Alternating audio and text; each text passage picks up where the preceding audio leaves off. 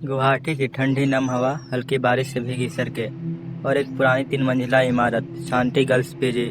नाम भले शांति था, लेकिन उस जगह में कुछ भी शांत नहीं था।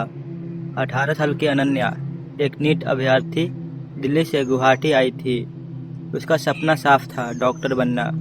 उसे तीसरी मंजिल पर एक कमरा दिया गया, कमरा नंबर 307। पीजी की मालकिन मिसेज बरुआ उसे चाबी देते हुए धीमे से बोली, रात को दरवाजा ठीक से बंद रखना और 2 बजे के बाद जागना मत। अनन्या ने हल्की हंसी में बात टाल दी। कमरा थोड़ा पुराना था, दीवारों पर नमी, एक बड़ा आईना और पढ़ाई की मेज जिस पर खरोच से लिखा था, 2 बजे के बाद मत जागना। पहली रात सब सामान्य था, लेकिन दूसरी रात घड़ी में जैसे ही 2:07 दिखाए, खिड़की की तरफ से टक टक की आवाज आई, जैसे कोई खिड़की पर दस्तक दे रहा हो। अनन्या ने खिड़की खोली, लेकिन बाहर कोई नहीं था। वह वापस मुड़ी और अचानक आईने में हलचल दिखी, एक परछाई। लेकिन जब उसने सीधे देखा, कुछ भी नहीं। सुबह उठकर उसने अपनी कॉपी खोली। उसके नोट्स के बीच एक लाइन लिखी थी, तुम नीट नहीं निकाल पाओगी। पीजी में रहने वाली एक लड़की रिया ने उसे बताया कि इस कमरे में पहले भी एक नीट की स्टूडेंट रहती थी, मेघना, जो बहुत होशियार थी, लेकिन एक दिन उसने अपनी जान दे दी। अनन्या को थोड़ा डर लगा, लेकिन उसने खुद को समझाया ये सब दिमाग का खेल है।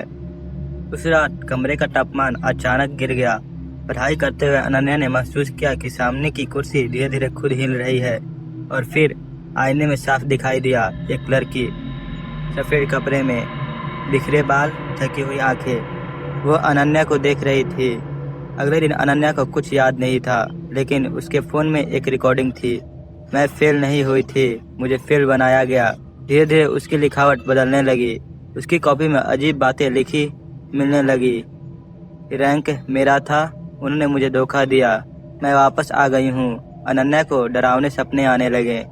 एक एग्जाम हॉल, खाली पेपर, लोग हंस रहे हैं और एक आवाज गूंजती है, तुम भी फेल होगी। अनन्या ने खुद जांच शुरू की, कोचिंग सेंटर के रिकॉर्ड, लाइब्रेरी की फाइलें। उसे पता चला मेघना असल में टॉपर थी, लेकिन रिजल्ट में उसका नाम ही नहीं था। किसी ने उसकी रैंक छीन ली थी। और सबसे डरावनी बात, मेघना की मौत आत्महत्या नहीं थी। एक रात अनन्या आईने के सामने खड़ी थी और अचानक उसकी आवाज बदल गई, मुझे इंसाफ चाहिए।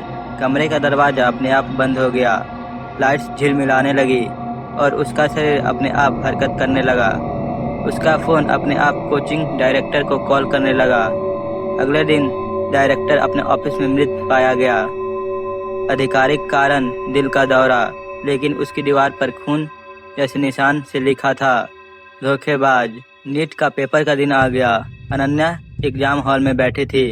जैसे ही उसने पेपर खोला, हर जवाब अपने आप दिमाग में आने लगा। वह तेजी से लिखने लगी, जैसे कोई और उसके हाथ चला रहा हो।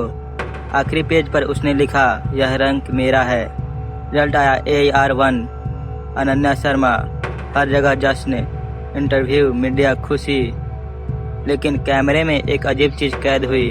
जब अनन्या मुस्कुराई, आईने में उसकी जगह कोई और दिख रहा था, मेघना। कुछ दिन बाद रिया एक नई लड़की को लेकर कमरे 307 में आई। नई लड़की ने बिस्तर के नीचे एक डायरी पाई। आखिरी पेज पर लिखा था, अब मैं कभी नहीं हारूंगी, मैं कभी नहीं मरूंगी, जब तक कोई मेरी जगह नहीं लेता। अचानक आईना खुद टूट गया और पीछे से एक आवाज आई, अब तुम्हारी बारी है। अगर आप इसका पार्ट 2 भी देखना चाहते हैं तो कमेंट में पार्ट 2 लिखिए, और हमारे साथ बने रहने के लिए चैनल को सब्सक्राइब कर लीजिए। फिर मिलते हैं अगले वीडियो में, तब तक के लिए बाय।